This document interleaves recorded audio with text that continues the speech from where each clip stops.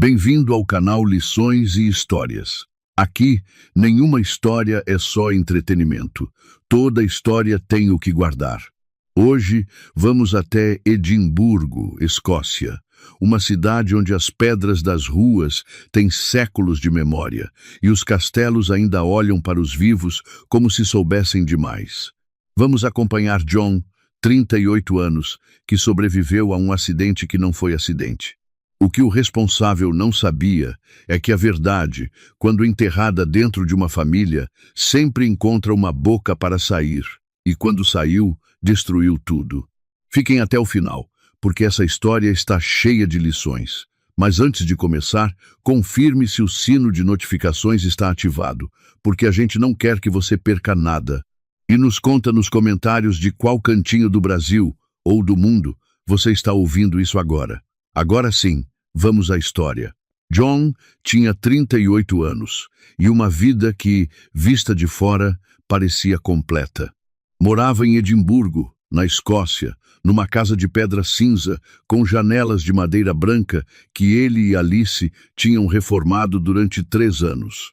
Tinha um filho de 6 anos chamado Oliver, que acordava cedo demais e sempre encontrava um jeito de aparecer na cozinha antes dos pais. Trabalhava como engenheiro civil em uma empresa de construção, o tipo de profissão que no Brasil parece técnica demais para ser contada com orgulho, mas que em Edimburgo carregava um peso diferente, porque boa parte dos prédios históricos da cidade precisava constantemente de manutenção especializada, e quem entendia daquilo era tratado quase como cirurgião de paredes. Alice era professora de literatura em uma escola secundária, o tipo de mulher que chegava em casa com tinta nos dedos e citações de poetas mortos na cabeça. Não eram ricos, eram estáveis, e naquela manhã de outubro essa diferença não importava nada, porque o que estava prestes a acontecer não escolhe entre ricos e pobres. Era uma terça-feira. O outono em Edimburgo, naquela época do ano, tratava as pessoas com descaso total. Para quem não conhece Edimburgo, a cidade fica no leste da Escócia e tem um clima que parece ter sido desenhado por alguém que não gosta muito de gente. Em outubro, o sol aparece por volta das 7:30 da manhã, mas não aparece de verdade. Aparece do jeito que uma pessoa tímida entra numa festa, olha ao redor e sai antes de cumprimentar alguém. O vento vem do norte e corta o rosto com precisão cirúrgica. E a chuva não cai. A chuva flutua, fina e persistente, como se não tivesse pressa porque sabe que vai durar o dia inteiro. John saiu de casa às 7:40 da manhã. Alice estava na porta, segurando uma xícara de chá com as 2 mãos, como quem segura algo que pode quebrar. Oliver havia aparecido na escada com o cabelo em pé e um brinquedo de plástico que produzia um som completamente injustificável para aquela hora. "Você vai demorar hoje?" Alice perguntou. "Reunião no final da tarde." John respondeu. "Mas estou de volta para o jantar." Ela assentiu. Não disse mais nada. Oliver ergueu o brinquedo no ar como sinal de despedida. John saiu. O carro era um sedã cinza, 6 anos de uso, comprado de segunda mão de um colega de trabalho que dizia ter cuidado dele como se fosse filho. O motor funcionava bem. Os pneus estavam bons. A última revisão tinha sido feita há menos de 2 meses. O trajeto até o escritório levava aproximadamente 25 minutos. Eram ruas que John conhecia de memória. Uma rotina de 4 anos que havia se transformado em piloto automático. Ele pensava em outras coisas enquanto dirigia. A reunião, o projeto de reforma de um viaduto na região sul da cidade, uma ligação que precisava retornar. Foi na descida da rua Lothian, uns 3 quilômetros de casa, que tudo mudou. A rua descia em ângulo moderado em direção a um cruzamento movimentado. John reduziu a marcha e pressionou o freio. Nada aconteceu. Pressionou de novo, mais fundo. Nada. O carro continuou acelerando pela força da descida. O cruzamento estava à frente. O semáforo estava vermelho. Os outros carros cruzavam de lado, alheios ao que vinha. Não, John disse baixo, como se estivesse corrigindo um erro de cálculo. Não, não. Puxou o freio de mão. O carro derrapou, perdeu a direção, subiu a calçada à direita, acertou uma lixeira de metal que explodiu como se tivesse guardado raiva por anos e foi de encontro a um poste de iluminação com um impacto que ecoou por toda a rua. O airbag abriu. John não viu mais nada. Contexto importante aqui. Na Escócia, os veículos passam por uma inspeção anual obrigatória chamada MOT, que avalia as condições de segurança do carro inteiro, incluindo o sistema de freios. Um veículo aprovado recentemente no MOT, com freios em perfeito estado, que falha de repente e sem desgaste natural, levanta uma bandeira imediata para qualquer mecânico ou investigador. Não é coincidência, é evidência. E evidência tem endereço. O que John não sabia, inconsciente entre os fragmentos do airbag e o cheiro de metal quente, era que alguém já sabia disso também. Algumas pessoas que passavam pararam. Um homem de casaco escuro saiu do carro e correu em sua direção. Uma mulher mais velha com um guarda-chuva vermelho ficou parada na calçada com a mão na boca. Alguém ligou para o serviço de emergência. John foi retirado do carro por 2 socorristas 12 minutos depois. Estava com vida. Por pouco. 7 minutos. Foi quanto tempo levou a ambulância para chegar. Tempo suficiente para uma criança terminar um desenho. Tempo longo demais quando alguém está sangrando no asfalto. O Royal Infirmary de Edimburgo, hospital de referência para trauma na região, era para onde John foi conduzido. Um dos mais antigos do Reino Unido, ainda em operação, com centro de trauma ativo 24 horas. John foi levado direto para a sala de cirurgia. Alice recebeu o telefonema enquanto estava na escola, na metade de uma aula sobre poesia modernista.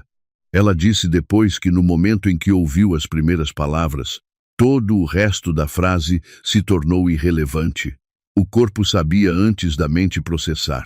As mãos começaram a tremer enquanto ainda estava tentando entender o que o policial dizia. Saiu da sala sem pegar a bolsa. Chegou ao hospital com o coração na frente do corpo. John passou por 3 cirurgias nas primeiras 20 horas. Trauma craniano, 3 costelas fraturadas, lesão no ombro direito, laceração profunda no antebraço esquerdo. Os médicos eram competentes, diretos e econômicos nas palavras. O tipo de comunicação que em Edimburgo passa por reconfortante, mas que para um brasileiro parece tão fria quanto o clima de lá. Diferente do Brasil, onde o médico muitas vezes senta com a família e explica cada detalhe com paciência de professor, no Reino Unido, a comunicação hospitalar tende a ser objetiva e focada em probabilidades. Não é indiferença. É cultura. A família recebe as informações. Cabe a ela interpretar o peso delas sozinha. Traduzindo para a nossa realidade, seria como se o médico dissesse tudo o que precisa dizer em 3 frases e esperasse que você processasse o resto no corredor. Alice processou. Ficou no corredor por horas. Depois sentou no chão de linóleo bege com a parede fria nas costas e os joelhos no peito. Oliver estava com a vizinha, uma senhora escocesa de 70 anos chamada Margaret, que cuidava do menino com a eficiência de quem criou 5 filhos e não precisa de instrução para mais nada. Cá, entre nós. Alice, naquele corredor, parecia uma personagem de um livro que ela própria ensinaria em sala de aula. Aquela postura de quem está tentando ocupar o menor espaço possível porque o mundo ficou grande demais de repente. A família de John chegou por volta da meia-noite. O irmão mais velho, Daniel, 42 anos, entrou primeiro. Cabelo curto, casaco de lã escura, expressão que não era exatamente de desespero, era de avaliação. O tipo de olhar que percorre uma sala em busca de informação antes de decidir qual emoção demonstrar. A mãe de John, Patrícia, 66 anos, entrou logo atrás, segurando a bolsa com as 2 mãos na altura do colo. Viu Alice no corredor e se aproximou. As 2 se abraçaram. Patrícia chorou. Alice não conseguiu. O pai de John havia morrido 5 anos antes. A herança, uma propriedade considerável nos arredores de Edimburgo, havia ficado dividida entre John e Daniel, conforme o testamento. Mas essa informação, naquele momento, estava dormindo em documentos que ninguém ia mencionar tão cedo. Ou assim parecia. Daniel ficou em pé na sala de espera por horas. Andava de um lado para o outro. Vez ou outra olhava para Alice com aquele olhar que não era de consolo. Alice notou, mas estava preocupada demais para entender o que estava vendo. Olha o que está acontecendo aqui. Tem gente que sofre em silêncio. Tem gente que sofre em movimento. E tem gente que numa sala de espera de hospital simplesmente não consegue ficar quieta. Daniel era esse tipo. John ficou 2 dias em coma induzido. No segundo dia à tarde, os olhos abriram. A primeira imagem que registrou foi o teto branco do hospital, as luzes fluorescentes e o som de um monitor apitando com a regularidade metronômica de quem não tem pressa, mas não vai parar. Tentou mover o braço direito. A dor foi imediata e contundente. Devagar, a voz de Alice veio da esquerda. John virou a cabeça lentamente. Ela estava sentada na cadeira ao lado da cama, com o cabelo preso de qualquer jeito e a blusa que havia sido bege quando entrou no hospital 2 dias antes. Havia olheiras que pareciam pintadas. As mãos dela estavam sobre as dele. Alice. Ele disse com a voz, que não era a sua, rouca e seca. Estou aqui. Ela disse, nada mais. E naquilo estava tudo. 2 dias sem sair. 2 dias sem dormir direito, 2 dias esperando aquele momento. Esse detalhe importa.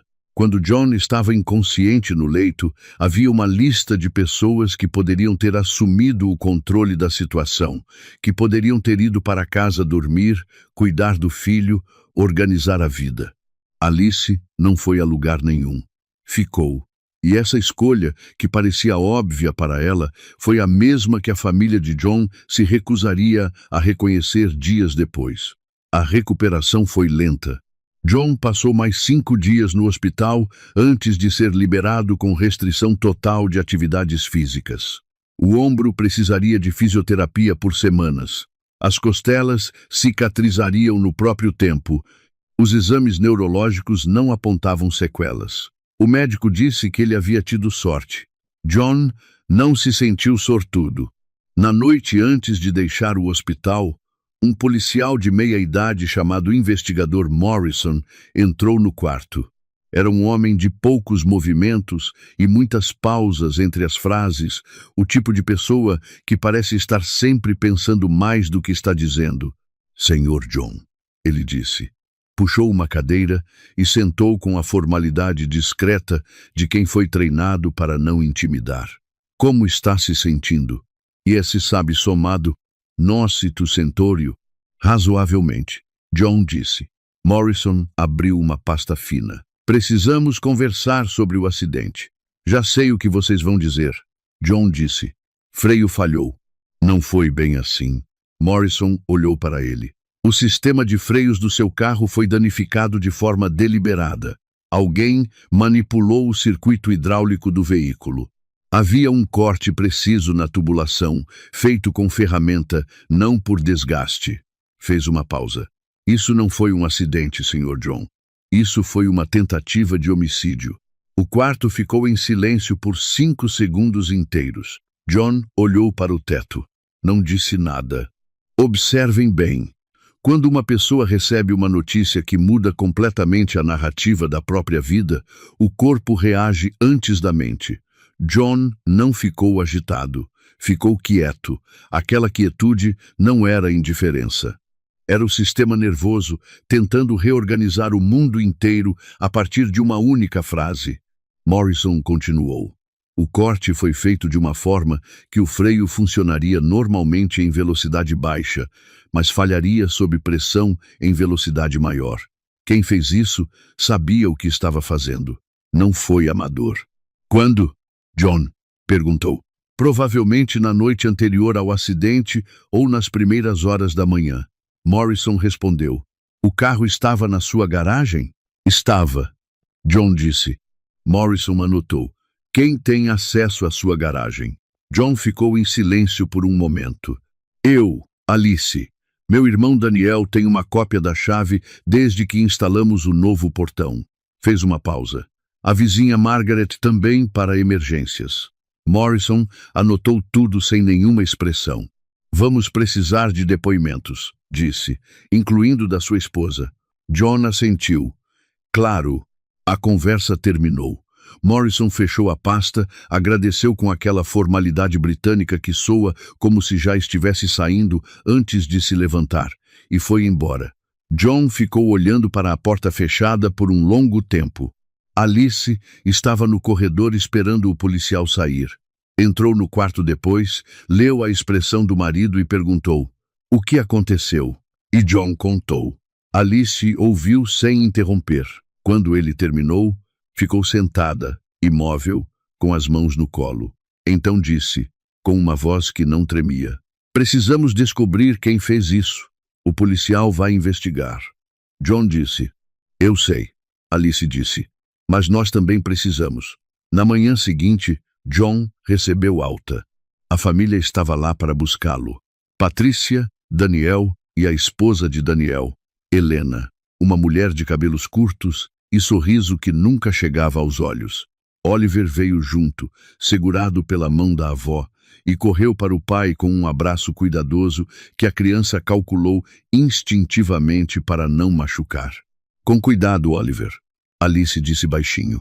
Helena olhou para Alice nesse momento. Não disse nada, mas havia algo naquele olhar, não hostilidade exatamente, mais parecido com a avaliação que Alice notou e arquivou sem entender ainda. Daniel abraçou John no corredor do hospital, com aquele abraço de irmão mais velho, a mão grande nas costas, firme demais para ser natural. "Fico feliz que você está bem," disse. Daniel sempre havia sido bom com as mãos. Tinha uma empresa de manutenção predial que cuidava de sistemas elétricos, hidráulicos, mecânicos em prédios comerciais de Edimburgo. O tipo de trabalho que exige precisão, método e ferramentas certas. "Obrigado," John disse. Havia algo diferente no jeito que Daniel olhava para Alice. John notou, mas não processou. Estava medicado, cansado, aliviado por estar saindo do hospital. Às vezes a gente vê e não quer ver. É mais conveniente assim. De volta em casa, a vida tentou retomar uma aparência de normalidade. Alice organizou a medicação, preparou refeições, levou Oliver para a escola e voltou em tempo de estar em casa antes de John acordar. Certa tarde, ela também chamou o mecânico para checar um barulho no motor que havia notado semanas antes do acidente. O mecânico não apareceu. Alice resolveu dar uma olhada a ela mesma, a mão dentro do compartimento do motor, tentando identificar de onde vinha o som. Não era mecânica. Era curiosidade e teimosia em partes iguais. Não encontrou nada. Fechou o capô. Lavou as mãos. Não pensou mais nisso. Esse detalhe, tão pequeno que nem John sabia, voltaria de uma forma que nenhum dos dois esperava. Patrícia vinha visitar todos os dias. Daniel aparecia de vez em quando, ficava por uma hora, tomava chá sem pedir, conversava sobre a recuperação com um interesse que parecia genuíno, mas tinha uma estranheza sutil que John só identificaria depois. No quarto dia em casa, o investigador Morrison voltou. Dessa vez, não estava sozinho. Havia outro agente com ele, mais jovem, que ficou na entrada e não disse uma palavra em nenhum momento. Morrison sentou na sala. Patrícia estava lá. Daniel também. Alice estava na cozinha preparando café quando ouviu a campainha e saiu para ver. Morrison olhou para ela brevemente. Depois, olhou para John. "Temos alguns desenvolvimentos na investigação", disse. "Pode falar", John disse. Morrison abriu a pasta. "Temos alguns resultados da perícia no veículo. Vou precisar fazer algumas perguntas individualmente." Olhou para Alice. "A senhora pode nos acompanhar à delegacia?"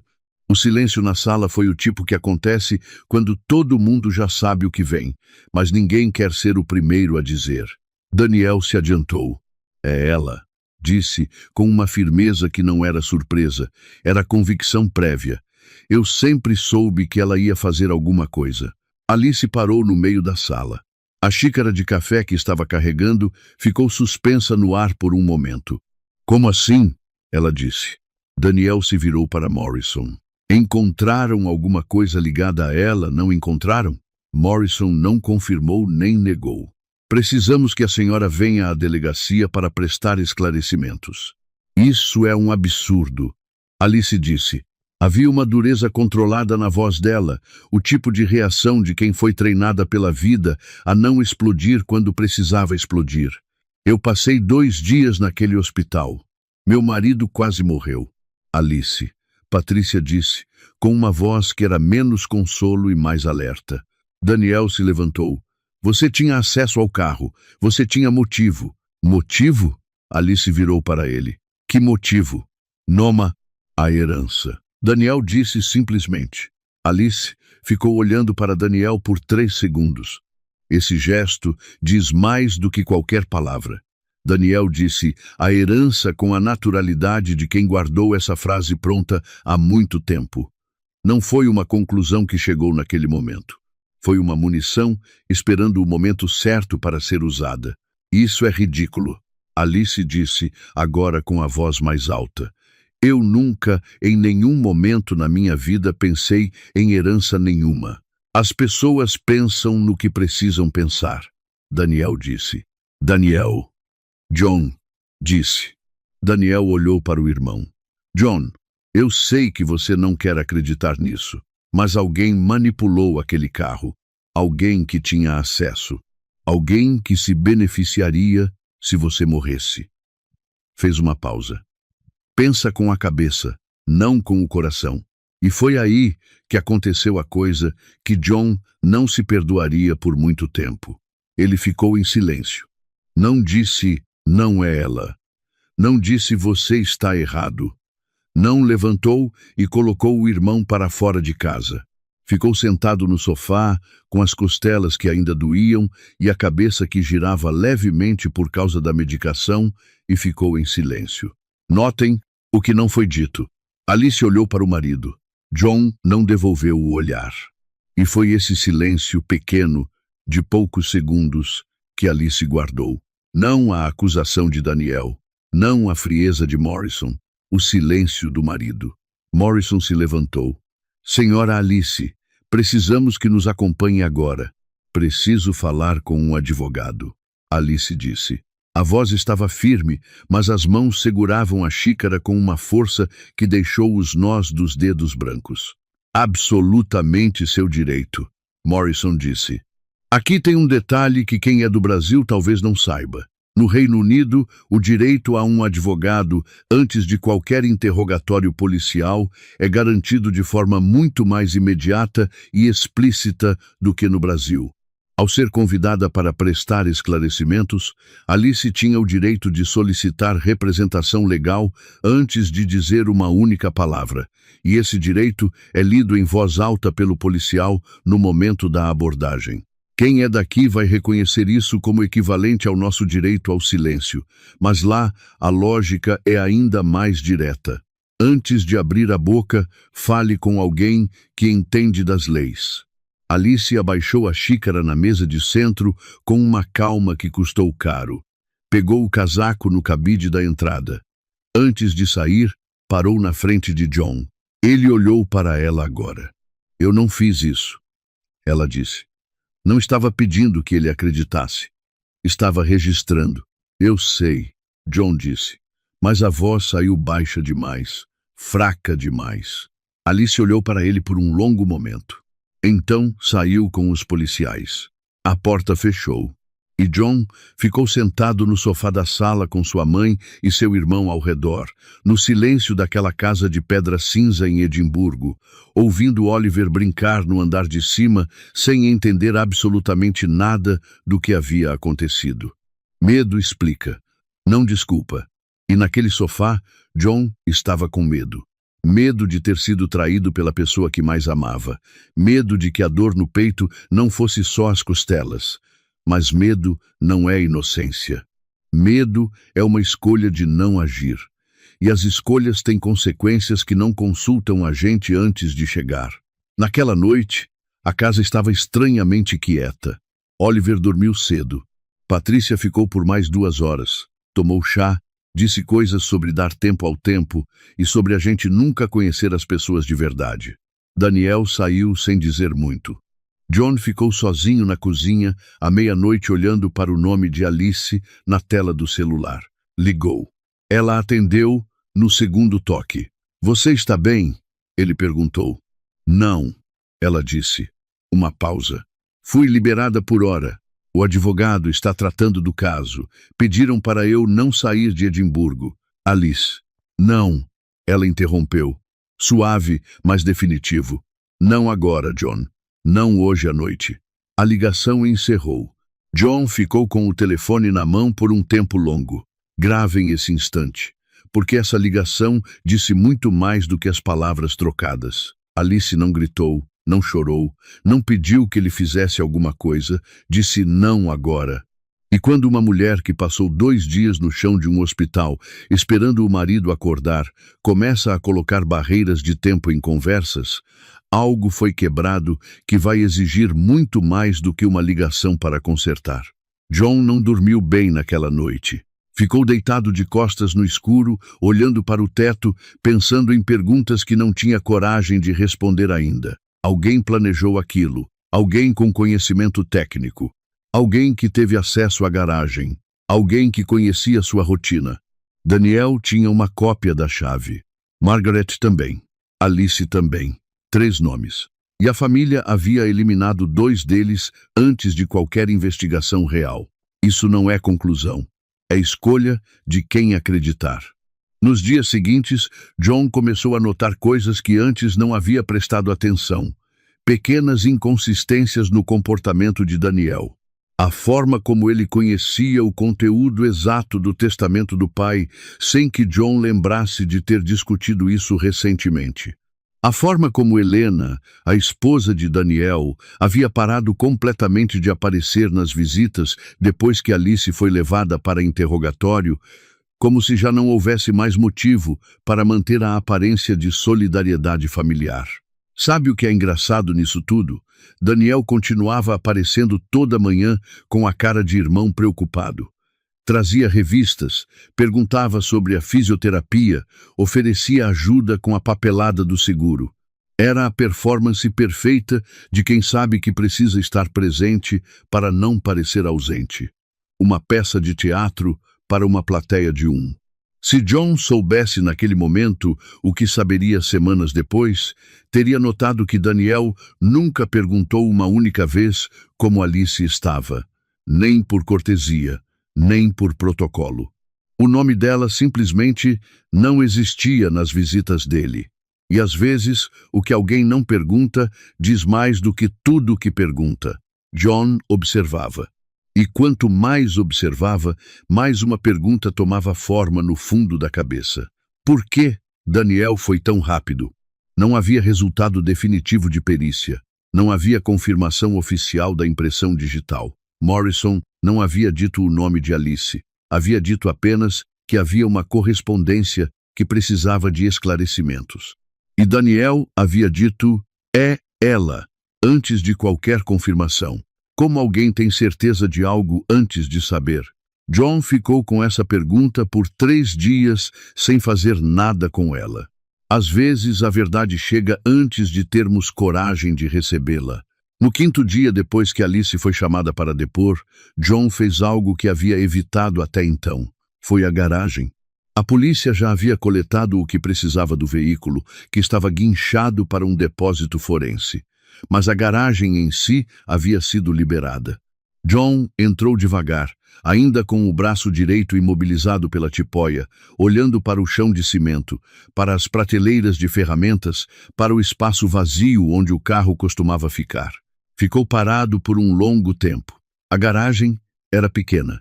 Tinha uma porta lateral com fechadura eletrônica que funcionava por código ou por chave. O código era conhecido só por ele e Alice. A chave havia sido copiada e entregue a Daniel 2 anos antes, quando saíram de férias e precisavam de alguém para checar a casa. John foi até a prateleira de ferramentas.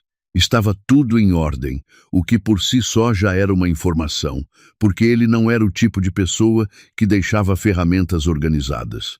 Alice é que cuidava daquela prateleira. Mas havia algo levemente errado em um canto. Uma chave inglesa estava posicionada de frente quando deveria estar de lado. Um detalhe mínimo, o tipo de coisa que só alguém que conhecia a disposição original notaria. Alguém havia mexido naquelas ferramentas. A questão não era quem. A questão era quando. John ficou parado ali por um longo tempo, olhando para aquela chave inglesa como se ela pudesse responder por conta própria. O braço, na tipóia, doía. O frio de outubro entrava pela fresta da porta lateral que havia ficado entreaberta sem ele perceber. Mas ele não se mexeu, porque havia outra questão que ainda não tinha coragem de formular em voz alta. Se não era Alice, era Daniel. E Daniel era o irmão que havia dormido no quarto ao lado dele durante 18 anos. O mesmo que lhe ensinou a apertar um parafuso corretamente quando tinha 12 anos. O mesmo que esteve na primeira fila do casamento com John e Alice, sorrindo com aquela expressão de quem parecia genuinamente feliz. John fechou os olhos por um momento. Foco aqui, porque esse é o momento em que muita gente recua. Não por falta de prova, mas por excesso de memória. Porque acusar um irmão exige destruir uma história inteira junto, e essa história também é sua. John sabia o que a chave inglesa estava dizendo. O problema era que ouvi-la significava nunca poder não ter ouvido. Ficou mais 10 minutos na garagem. Depois, tirou o telefone e fotografou a prateleira inteira, cada ferramenta, cada posição, cada detalhe que a memória poderia distorcer. Depois, saiu.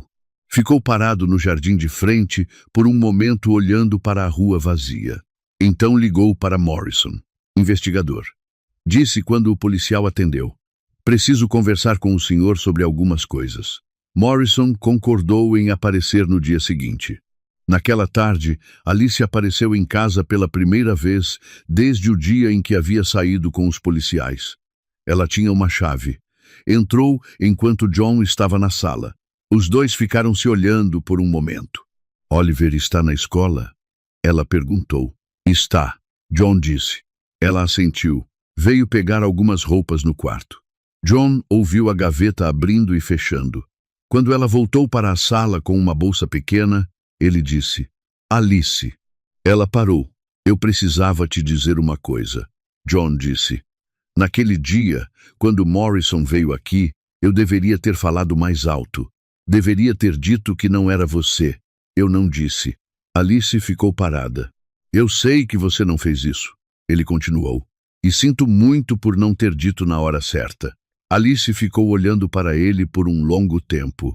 "Eu ouvi o que você disse para o policial." Ela falou finalmente. "Eu sei que você acha que sabe. Mas achar e defender são coisas diferentes, John." Fez uma pausa. "Você ficou em silêncio enquanto me levavam." "Eu estava em choque." "Eu também." Alice disse simplesmente. "Mas eu não fiquei em silêncio enquanto você estava morrendo numa cama de hospital." Pegou a bolsa. Saiu. E por mais que John quisesse responder, não havia resposta para isso. Não havia. Os ombros de John caíram. A mandíbula ficou travada. Era a postura de um homem que acabou de entender que o maior dano daquele acidente não havia sido físico. Naquela noite, com a casa vazia e Oliver dormindo, John ficou na garagem até tarde com o celular e um caderno velho, anotando tudo o que conseguia lembrar. Cada visita de Daniel nas últimas semanas. Cada comentário sobre a propriedade do pai. Cada momento em que algo havia soado estranho, mas ele havia descartado por comodidade. A lista era maior do que ele esperava. E quanto maior ficava, mais difícil ficava ignorar o que ela estava dizendo. Na manhã seguinte, Morrison chegou pontualmente às 10 horas. John o recebeu na sala e colocou o caderno de anotações sobre a mesa. Morrison olhou para aquilo com a expressão de quem já viu esse tipo de coisa antes e sabe que às vezes é irrelevante e às vezes é a peça que faltava. Pode começar, o investigador disse. John começou. Contou sobre a chave da garagem que havia dado para Daniel 2 anos antes. Contou sobre os comentários recentes do irmão sobre a propriedade do pai, comentários que na época pareciam conversa de família, mas que agora, revistos com outra lente, tinham um padrão. Contou sobre a prateleira de ferramentas. Contou sobre a velocidade com que Daniel havia apontado para Alice no dia anterior, antes de qualquer confirmação oficial. Morrison ouviu tudo sem interromper. Depois ficou em silêncio por alguns segundos. A impressão digital que encontramos pertence à sua esposa, disse. Mas isso não é conclusivo da forma que seu irmão apresentou. Como assim? John perguntou. A impressão estava na tubulação do sistema de freios. Morrison explicou. Mas sua esposa tem acesso ao carro normalmente. Uma impressão digital num componente do veículo não prova que ela tocou ali com intenção de danificar. Prova apenas que em algum momento ela tocou naquele ponto. Pausa.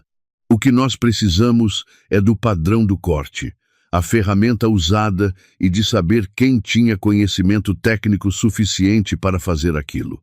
John ficou olhando para ele. Alice dá aulas de literatura. Ele disse. Morrison anotou. Parem aqui um segundo. O investigador sabia disso antes de chegar. A pergunta que ele estava realmente fazendo não era sobre Alice. Era sobre quem, naquele círculo de pessoas, tinha o conhecimento técnico para manipular um sistema hidráulico de freios sem deixar evidência imediata. E essa pergunta tinha uma resposta que John estava prestes a dar sem perceber. Daniel trabalha com o quê? Morrison perguntou. Casual demais para ser casual. John parou. Ele tem uma empresa de manutenção predial, disse devagar. Hidráulica, elétrica, mecânica. Morrison anotou. Fechou o caderno. Levantou. Obrigado, Sr. John, disse. Vou precisar que não discuta esses detalhes com ninguém por enquanto. Nem com minha mãe? Morrison o olhou. Com ninguém. Saiu. John ficou sentado à mesa com o caderno aberto na frente e a sensação de que havia acabado de montar metade de um quebra-cabeça sem ter pedido para começar. Calculado, frio, sem hesitação. Era assim que alguém planejava isso. Não com raiva, com método. E método era exatamente o que Daniel tinha todos os dias no trabalho que fazia. Nos dias seguintes, John tentou manter a rotina pelo bem de Oliver. Levava o menino para a escola, buscava no horário certo, preparava o jantar com a competência limitada de quem aprendeu a cozinhar por necessidade e não por vocação. O macarrão que fez na terça-feira tinha a textura de quem não foi consultado antes de entrar na panela. Oliver comeu sem reclamar, que para uma criança de 6 anos é ou sinal de fome extrema ou de amor incondicional, e provavelmente era os dois. Oliver percebia que algo estava errado, da forma direta e desconcertante que as crianças percebem as coisas, sem filtro e sem o delicado protocolo dos adultos de fingir que está tudo bem. Mamãe, vai voltar hoje? Oliver perguntou numa tarde enquanto comia macarrão. Não hoje, John disse. Por que ela foi embora? John ficou olhando para o prato do filho por um momento. Ela precisava resolver algumas coisas, disse. Oliver aceitou isso com a condescendência silenciosa de quem sabe que não está recebendo a resposta completa, mas decide não forçar. Crianças de 6 anos têm essa sabedoria. Os adultos perdem ela em algum momento do caminho e nunca recuperam direito. Naquela noite, depois de colocar Oliver para dormir, John ligou para Alice. Ela atendeu. Oliver perguntou por você. Ele disse. Uma pausa. Eu sei, Alice disse. Eu falei com ele hoje de tarde. John não sabia disso. Ficou um momento em silêncio. A investigação está avançando, ele disse. Acho que Morrison está olhando na direção certa. Eu também acho, Alice disse. Meu advogado falou com ele. Alice, eu preciso que você saiba que eu não acredito que você fez isso. John. Ela disse. Eu sei que errei. Naquele dia, no sofá, quando Daniel falou, para, Alice disse. A voz não era cruel, era cansada. Não é sobre o que você acredita. Nunca foi. Eu sei o que fiz e o que não fiz. Essa parte eu carrego tranquila. Uma pausa. A parte que eu não consigo carregar tão bem é a imagem de você sentado naquele sofá, olhando para o chão enquanto me levavam. Eu estava. Em choque, eu sei, você disse. Alice respirou. Mas você não estava em coma, John. Você estava consciente. E você escolheu o chão. A ligação continuou por mais alguns minutos, mas a conversa real havia terminado ali. Leiam nas entrelinhas. Alice não havia dito que estava indo embora. Não havia dito que o casamento acabou. Mas havia dito algo muito mais preciso. Que ela sabia exatamente o que havia acontecido e que não estava confundindo explicação com desculpa. Isso, para quem entende, é mais definitivo do que qualquer declaração dramática. Na manhã seguinte, John estava na cozinha quando o celular vibrou. Era uma mensagem de Alice. Simples, sem saudação. Meu advogado precisa saber se você tem acesso ao registro de entradas da garagem. O portão eletrônico guarda histórico. John olhou para aquela mensagem por um momento. Alice não estava esperando ele resolver. Alice estava investigando por conta própria, do lado de fora de casa, sozinha, sem ninguém pedindo que ela fizesse isso. Com o advogado, com o histórico do portão, com a lógica fria de quem entendeu que a única saída era a verdade e resolveu ir atrás dela sem depender de mais ninguém. Respondeu imediatamente. Tenho. Vou mandar o acesso agora. Ela respondeu em 30 segundos. Obrigada. Nada mais. John ficou olhando para aquele obrigada, como se tentasse encontrar alguma temperatura nele. Era educado. Era objetivo. Era o tom de quem está cooperando numa investigação, não de quem está conversando com o marido. Esse detalhe vai fazer sentido depois. Alice havia encontrado o jeito de continuar presente sem precisar estar por perto. Ela estava construindo o caso que ia libertá-la, com ou sem John. Não por orgulho, por necessidade. Porque quando o mundo tira tudo de uma pessoa, o que sobra é o que essa pessoa constrói por conta própria. E aqui, quem observava de fora poderia confundir frieza com indiferença. Mas não era isso. Era autopreservação. Era uma mulher que havia aprendido, da pior forma possível, que esperar alguém agir por ela custava caro. John enviou o acesso ao histórico do portão eletrônico. Morrison retornou com o resultado 2 dias depois. O histórico registrava apenas acionamentos eletrônicos, não o uso manual da chave. E havia um detalhe importante. Margaret não havia acionado o portão naquela noite. A polícia confirmou que ela estava na casa da filha, em Leith, desde o dia anterior. Saía do foco investigativo sem deixar rastro. John ficou sentado à mesa com o café esfriando, pensando que havia 2 tipos de pessoas que constroem algo juntas. As que aparecem quando está tudo bem e as que aparecem quando está tudo destruído. E ele estava começando a entender, tarde demais para o seu gosto, em qual categoria cada pessoa da sua vida se encaixava. 2 dias depois, Patrícia veio visitar. Era a primeira vez que ela vinha sozinha, sem Daniel. Chegou com um bolo embrulhado em papel vegetal que provavelmente havia feito na véspera, a linguagem de afeto das mães escocesas que não sabem muito bem como começar conversas difíceis, mas sempre encontram uma entrada pela cozinha. O bolo era de limão. Ficou sobre a mesa a história inteira, intacto, sem que ninguém tocasse nele. A testemunha mais discreta daquela conversa. Tomaram chá na sala. Patrícia ficou em silêncio por um tempo antes de falar. Como está Alice? Ela perguntou por fim. Ela está fora de casa por enquanto, John disse. Patrícia assentiu lentamente. Havia algo no rosto dela que John não conseguia identificar. Não era culpa exatamente. Era mais parecido com peso. O tipo de peso que alguém carrega quando sabe algo que não deveria saber e ainda não decidiu o que fazer com isso. Mãe, John disse. Você sabe alguma coisa? Ela ficou olhando para a xícara. Mãe! Patrícia levantou os olhos. Eram os olhos de uma mulher que havia passado a vida inteira tentando manter a família unida e que estava prestes a fazer exatamente o oposto por amor. Eu ouvi uma conversa, ela disse. A voz estava baixa, quase como se ela ainda estivesse decidindo se iria continuar. Daniel e Helena, ontem à noite. Eu havia ido à casa deles devolver uma tigela e a porta dos fundos estava entreaberta, como sempre fica quando eles estão em casa. Ouvi o nome de Alice, depois o seu. Fiquei parada. Quando entendi o que estavam dizendo, tirei o telefone e comecei a gravar. Uma pausa. Eles não sabiam que eu estava lá. John não disse nada. Deixou que ela falasse. Eles estavam falando sobre você. Patrícia continuou. Sobre o acidente. A mão dela apertou a xícara. Daniel disse que não havia esperado que você sobrevivesse. A voz quebrou levemente, mas ela continuou.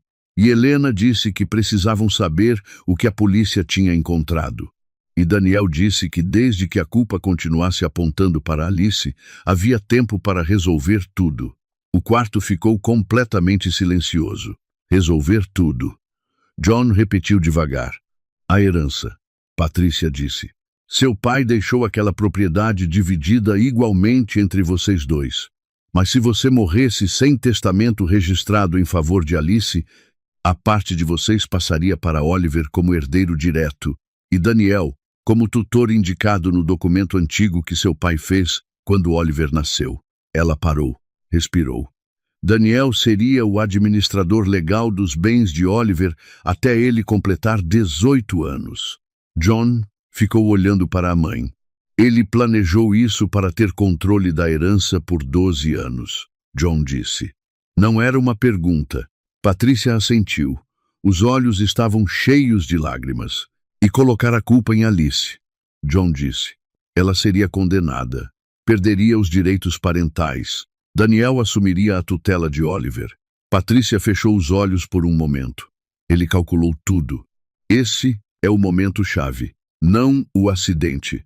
Não a acusação. Esse momento aqui, na sala de uma casa de pedra cinza em Edimburgo, onde uma mãe de 66 anos escolheu o filho que estava sendo destruído em vez do filho que estava destruindo. Essa escolha custa caro, mas é a única escolha que não te deixa dívida. Por que você está me contando isso agora? John perguntou. Patrícia abriu a bolsa e tirou o celular.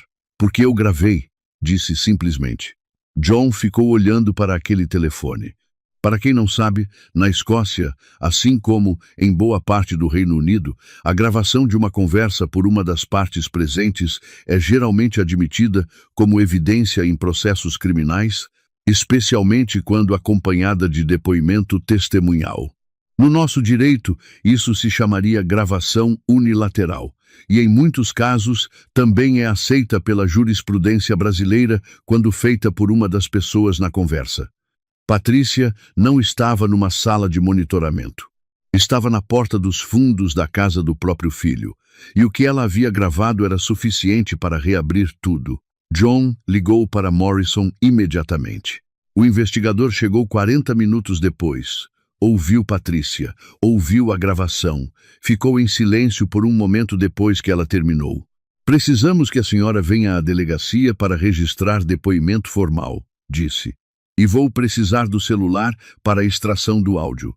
Patrícia entregou o telefone com as duas mãos, como quem entrega algo que custou uma vida para segurar. Morrison se virou para John. Não contate seu irmão. Pode deixar. John disse. Morrison foi embora pela segunda vez naquela semana, com passos que pareciam menores por dentro do que por fora.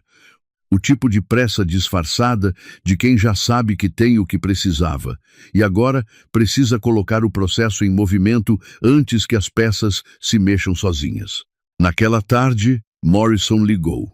Senhor John, disse. Daniel e Helena foram detidos para interrogatório. John ficou sentado em silêncio por um momento. E Alice? Ele perguntou. Sua esposa será formalmente liberada de qualquer suspeita assim que finalizarmos o processo de revisão das evidências. Deve levar até amanhã. John fechou os olhos. Obrigado, disse. Desligou. E é bonito isso aqui. Não o final. O final ainda estava longe.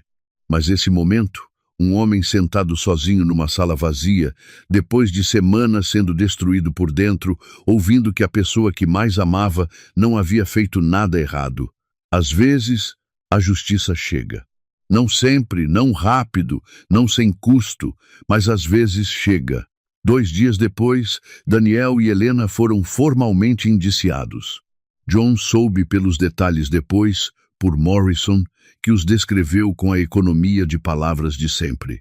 Daniel havia ficado em silêncio quando o policial leu a acusação formal. Não protestou, não gritou. Ficou parado com as mãos à frente do corpo, os dedos entrelaçados, a postura de quem passou a vida toda parecendo razoável, e descobriu tarde demais que parecendo razoável não é o suficiente quando a ferramenta com a sua impressão digital está no depósito forense. Helena tinha chorado. Havia pedido água. O copo ficou na mesa, intocado. A perícia confirmou que a ferramenta usada para fazer o corte na tubulação de freios pertencia ao estoque de ferramentas da empresa de manutenção de Daniel. A mesma ferramenta que havia sido usada em serviços documentados pela empresa, o mesmo padrão de corte que os peritos conseguiram associar à técnica específica usada em trabalhos anteriores. A impressão digital de Alice na tubulação era explicada pelo fato de que ela havia ajudado John a verificar um problema no motor 3 semanas antes do acidente e havia tocado em componentes próximos sem qualquer intenção técnica. A acusação toda havia sido construída sobre uma evidência circunstancial que Daniel sabia que existia porque ele mesmo havia observado Alice perto do carro naquele dia e esperado por isso. Metódico, paciente, sem margem para improviso. Esse aqui sabia exatamente o que estava fazendo. A prisão de Daniel aconteceu numa manhã de novembro fria e cinza, que em Edimburgo é praticamente a única opção meteorológica disponível. John não estava lá para ver. Soube pelo telefonema de Morrison. Ficou parado na janela da cozinha olhando para a rua enquanto o policial falava, e quando desligou, ficou mais um tempo olhando para o mesmo ponto sem ver nada. Patrícia ligou chorando, meia hora depois. Eu fiz a coisa certa, ela disse, como se precisasse ouvir isso em voz alta para acreditar. Fez, John disse. Mesmo assim dói, ela disse. Eu sei, mãe. E aqui vale uma pausa. Uma mãe denunciar o próprio filho é o tipo de coisa que o mundo todo tem uma opinião sobre antes mesmo de conhecer os detalhes. Tem quem diga que é a escolha certa, tem quem diga que sangue é sangue, mas Patrícia não estava escolhendo entre 2 filhos. Estava escolhendo entre deixar um inocente ser destruído ou fazer o que a evidência e a consciência pediam. Às vezes coragem não tem nada de heróico. É só a única saída que não deixa o espelho intragável pela manhã. Alice foi liberada formalmente na tarde do mesmo dia. John foi buscá-la. Ela estava do lado de fora da delegacia quando o carro chegou, de casaco cinza, bolsa no ombro, cabelo solto que o vento de novembro tratava com total indiferença. Estava em pé com a postura de quem acabou de sair de um lugar que não queria ter entrado e está respirando o ar de fora com atenção, como se o ar de fora tivesse um sabor diferente do ar de dentro, e talvez tivesse. John parou o carro, desceu. Alice o olhou. Eles ficaram a alguns metros um do outro por um momento. O vento empurrava folhas secas pela calçada. Uma senhora com um carrinho de compras passou entre os dois, sem perceber que estava atravessando o meio de algo importante. Está liberada, John disse. A voz saiu mais simples do que ele havia planejado, mas às vezes simples é tudo o que resta. Eu sei, ela disse. Daniel foi preso. Ele continuou. Minha mãe gravou a conversa. Morrison tem tudo. Alice assentiu. Não havia surpresa no rosto, havia algo diferente. O alívio de quem sabia desde o início e agora finalmente vê o mundo confirmar o que sabia. Quero que você venha para casa, John disse. O silêncio que seguiu durou mais do que John esperava. Olheiras que o frio não explicava, ombros que carregavam semanas de injustiça. Mas a expressão no rosto dela não era de raiva, era algo mais pesado do que raiva. Era a expressão de alguém que chegou num ponto de uma estrada e está olhando para dois caminhos ao mesmo tempo, sabendo que qualquer um deles vai custar algo que não vai recuperar. Eu ouvi o que você fez, ela disse finalmente. Falar com Morrison, as anotações, a garagem, o histórico do portão, uma pausa. Você foi atrás da verdade. Era o mínimo. Era mais do que mínimo, Alice disse. E eu reconheço isso. Havia um mas naquele reconhecimento que John ouvia claramente sem que ela tivesse dito ainda. Mas, ele disse. Alice respirou fundo. O vento de novembro empurrou o cabelo dela para o lado. Ela não o ajeitou. Ficou exatamente como estava, olhando para John com aquela concentração de quem escolheu cada palavra antes de chegar aqui. Mas eu precisei passar por uma delegacia, John. Por interrogatório, por advogado, por semanas longe de Oliver. A voz estava firme, mas havia algo embaixo dela que custava ser mantido ali. E o homem que eu escolhi para dividir a vida comigo ficou em silêncio enquanto o irmão dele apontava para mim. Eu sei. Você ficou em silêncio, ela repetiu.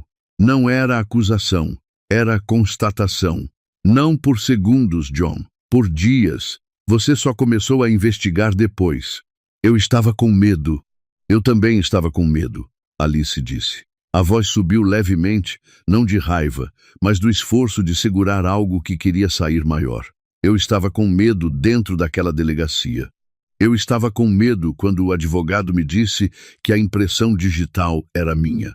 Eu estava com medo todas as noites pensando no que Oliver estava sendo contado, no que você estava pensando, no que aquilo significava para a nossa vida. Uma pausa. Mas quando você estava inconsciente naquela cama, eu não parei para calcular se devia ficar. Eu fiquei. Porque é isso que se faz. John não tinha resposta para isso. Ficou parado com as mãos nos bolsos e a calçada fria embaixo dos pés, e o que sentia não era vergonha exatamente. Era algo mais preciso do que vergonha. Era o reconhecimento de que havia tido uma chance de ser a pessoa certa no momento certo e havia desperdiçado aquela chance por medo, e agora estava do outro lado dessa escolha, colhendo o que havia plantado. Você merecia mais do que eu dei naquele momento, John disse, devagar, sem escapatória. Alice ficou olhando para ele. Eu sei que você sabe disso, ela disse, e eu sei que você foi atrás da verdade depois. Isso importa. Uma pausa mais longa. Mas importar não apaga. E esse aqui é o momento que define tudo. Não o acidente, não a prisão de Daniel, não a gravação de Patrícia. Esse momento aqui, numa calçada fria em Edimburgo, onde um homem fica parado diante do que fez sem tentar construir saída, e uma mulher reconhece isso sem deixar de cobrar o preço. Os dois fazendo exatamente o que deveriam ter feito desde o início, sendo honestos.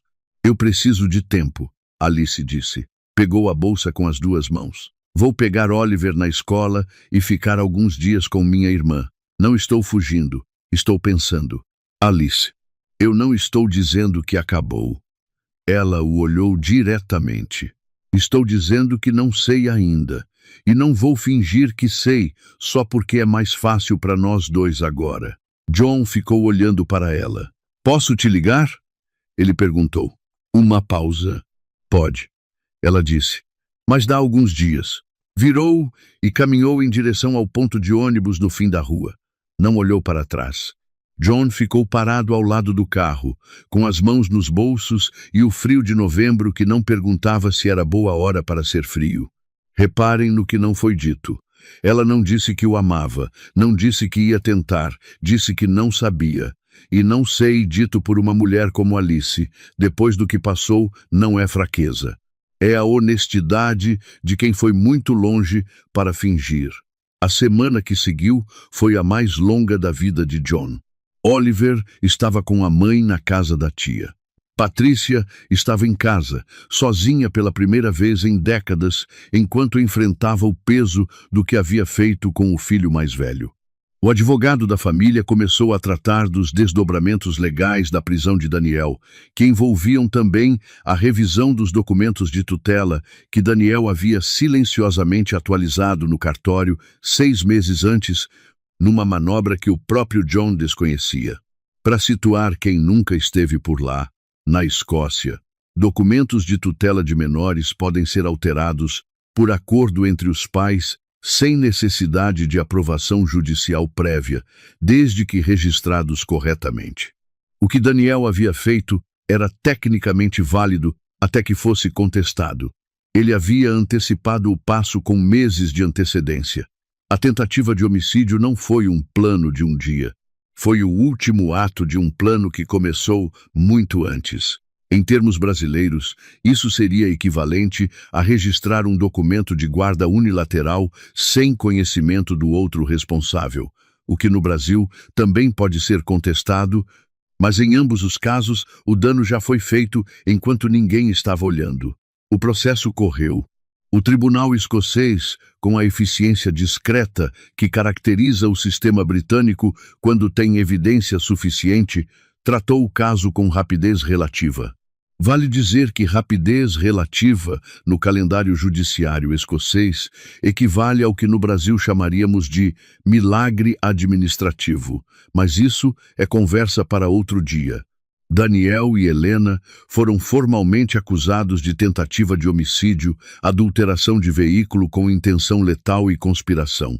O documento de tutela foi suspenso cautelarmente. O patrimônio foi congelado enquanto o processo corria. John assistiu a cada audiência com o mesmo engenheiro que havia projetado viadutos e calculado cargas, agora tentando calcular o peso do que um irmão é capaz de fazer por dinheiro. Quantas pessoas vocês conhecem que destruíram laços que levaram décadas para construir por algo que poderiam ter pedido diretamente? Daniel nunca havia pedido nada a John. Nunca havia chegado e dito que sentia que a divisão era injusta, que queria renegociar o testamento, que havia uma questão não resolvida entre eles. Havia calculado, em silêncio, com método, com a frieza de quem aprendeu a disfarçar emoção como estratégia. E o custo disso não seria apenas dele, seria de todo mundo ao redor. Patrícia não visitou Daniel nenhuma vez durante o processo. Quando perguntada pelo advogado da família se desejava ser listada como testemunha de defesa, respondeu que não, com a brevidade de quem fechou uma porta e não está com dúvida sobre isso. John ligou para Alice no 12º dia. Ela atendeu. Oliver, está bem? Ele perguntou primeiro. Está, ela disse.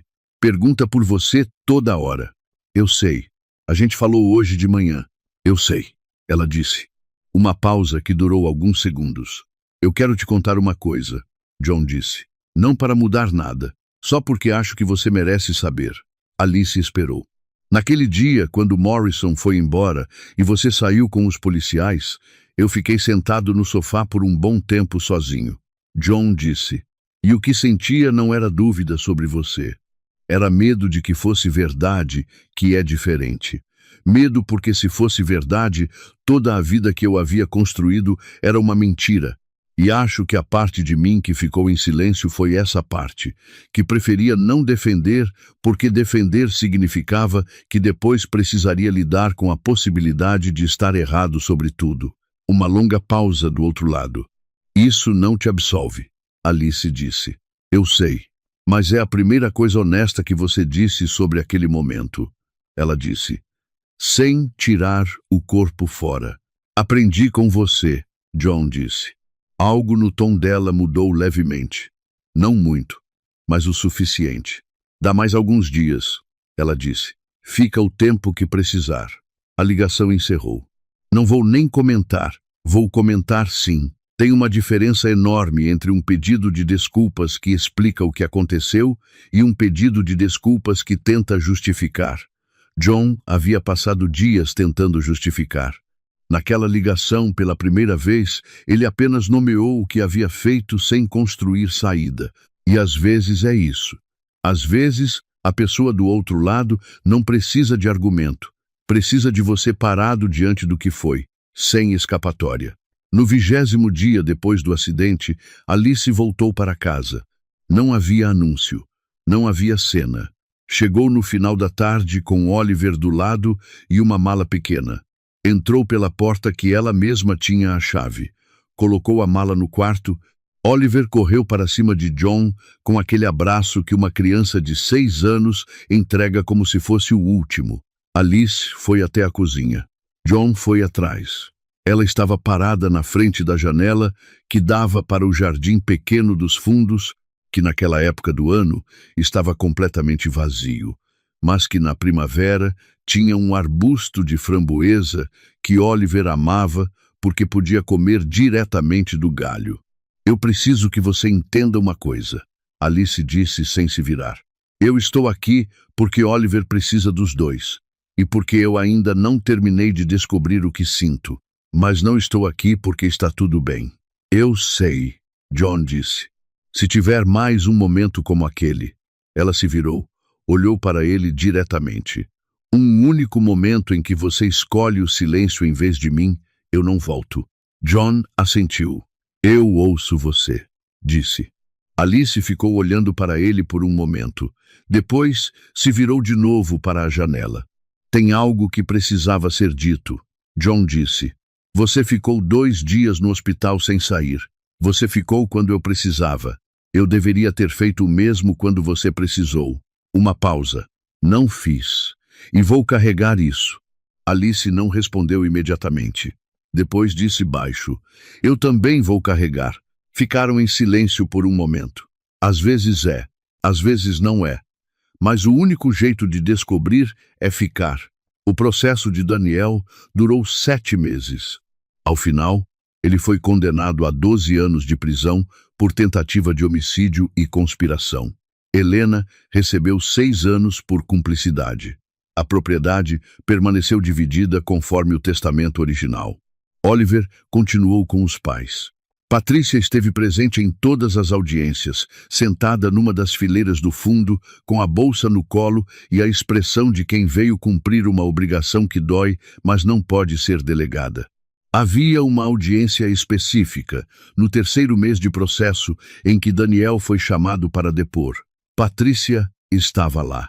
Ficou sentada com as costas retas e as mãos sobrepostas no colo, olhando para o filho mais velho falar na tribuna com a voz calma de quem ensaiou cada frase. Daniel era bom nisso. Sempre havia sido. A capacidade de parecer razoável em qualquer circunstância, de transformar crueldade em lógica quando apresentada em público. Mas Patrícia havia ouvido a voz real dele naquela noite na porta dos fundos. Havia gravado. E enquanto ele falava no tribunal, com aquela compostura de quem acredita no próprio argumento, ela ficou sentada em silêncio, pensando que às vezes o pior não é descobrir que um filho fez algo terrível. O pior é perceber que ele sempre foi capaz disso, e que o amor da mãe simplesmente não havia querido enxergar. Quando Daniel saiu da tribuna, passou pela fileira onde Patrícia estava sentada. Os olhos dos dois se cruzaram por um segundo. Ela não desviou. Ele desviou. Esse detalhe importa. Porque naquele segundo Patrícia havia feito a coisa mais difícil que uma mãe pode fazer. Olhar para o filho nos olhos sem pedir desculpa por existir. Depois do anúncio da sentença, John foi até ela. Os dois ficaram sentados no corredor do tribunal por um longo tempo, sem dizer muita coisa. Você fez a coisa certa, John disse. Eu sei, ela disse, mas nenhum filho deveria ter que fazer a coisa certa contra o próprio filho. Não havia como discordar disso. John ficou olhando para a mãe por um momento, para as mãos dela cruzadas no colo, para a postura que não havia vacilado em nenhum momento daquele processo longo. Então colocou a mão sobre as dela. Patrícia cobriu a mão do filho com a outra. Ficaram assim por um tempo, sem falar, sem precisar. Alice estava do lado de fora do tribunal quando John saiu. Havia ido, mas ficado na escadaria, sem entrar. Havia seus motivos para isso, e nenhum deles precisava ser explicado para ninguém. Quando John desceu os degraus e chegou até ela, Alice olhou para o rosto do marido em busca de alguma coisa que não sabia nomear direito. Não era alívio exatamente. Era mais parecido com o encerramento de um capítulo que ninguém havia pedido para abrir. Acabou? Ela perguntou. Acabou. John disse. Alice assentiu devagar. Virou o rosto para a rua. O vento de Edimburgo fazia o que sempre fazia, soprando sem pedir licença, indiferente ao que as pessoas estavam sentindo embaixo dele. Vamos buscar Oliver, ela disse. Foram juntos. Alice e John não comemoraram a sentença. Não havia nada para comemorar. Havia uma tentativa de homicídio que falhou, uma inocente que foi acusada injustamente, uma família que havia sido destruída de dentro para fora, uma mãe que havia perdido um filho para salvar outro, e um casamento que havia sobrevivido, mas que carregava uma marca que o tempo ia cicatrizar sem nunca apagar completamente.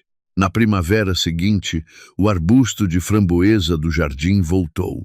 Oliver descobriu os galhos antes do café da manhã de um sábado e ficou lá por meia hora, comendo as frutas com uma concentração absoluta que só uma criança de 6 anos consegue dedicar a uma framboesa. John e Alice estavam na janela da cozinha, observando com uma xícara de chá, cada um que havia esfriado, sem que nenhum dos dois tivesse percebido. Ele vai precisar de mais manga que isso para sobreviver ao inverno escocês, John disse. Alice deu um riso breve, curto, mas real. Esse aqui é o detalhe que ninguém viu na hora. Não a sentença, não a reconciliação declarada. Um riso de 2 segundos numa manhã de sábado, diante de um jardim com um arbusto de framboesa e uma criança que não entendia nada do que havia passado em volta dele. Às vezes é assim que a vida volta. Não em discurso, em riso de 2 segundos. John olhou para Alice. Ela estava olhando para Oliver. E havia algo no rosto dela que não era esquecimento. Era decisão. A decisão de continuar estando ali, com tudo que aquilo carregava, sem fingir que era diferente do que era. Limites não são crueldade. São o único jeito de 2 pessoas voltarem ao mesmo lugar depois de terem estado em lugares opostos. Alice havia deixado claro o que não aceitava. John havia ouvido. E entre esses 2 atos havia um acordo que não precisava de assinatura, só de cumprimento diário. John colocou a xícara fria na pia. Abriu a porta do jardim. Caminhou até Oliver e ficou de cócoras na grama molhada da primavera, o ombro ainda rígido de um lado, em recuperação, ouvindo o filho explicar com absoluta seriedade científica qual framboesa estava mais madura e qual ainda precisava de tempo. Às vezes você não precisa entender tudo. Às vezes basta estar agachado na grama molhada do próprio jardim, ouvindo uma criança falar de framboesas, para entender que ainda tem algo valioso em pé. E era com isso que John ia reconstruir o que havia sobrado. Não seria fácil, não seria rápido, mas seria real. E real, depois de tudo aquilo, já era mais do que ele havia merecido por um bom tempo. Essa história não é sobre traição de irmão. É sobre o momento em que as pessoas que amamos testam o que somos, não com maldade, mas com necessidade. Alice não pediu heroísmo, pediu presença. A mais simples das coisas. A mais difícil quando o medo entra pela porta.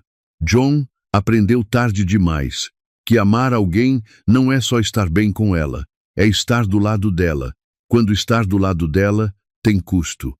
E se vocês estão ouvindo isso e conhecem alguém que está passando por algo parecido, ou se estão passando por isso vocês mesmos, guardem isso. Silêncio no momento errado não é neutro, é uma escolha. E as escolhas têm consequências que não esperam a gente estar pronto para recebê-las. Deixem aqui nos comentários sua cidade. Vocês não imaginam até onde as nossas histórias chegam. E se essa história deixou alguma coisa em vocês, compartilhem com alguém que precisa ouvir. Se inscrevam no canal para não perder o que vem aí. E como sempre, vai valer cada segundo. A gente se encontra na próxima.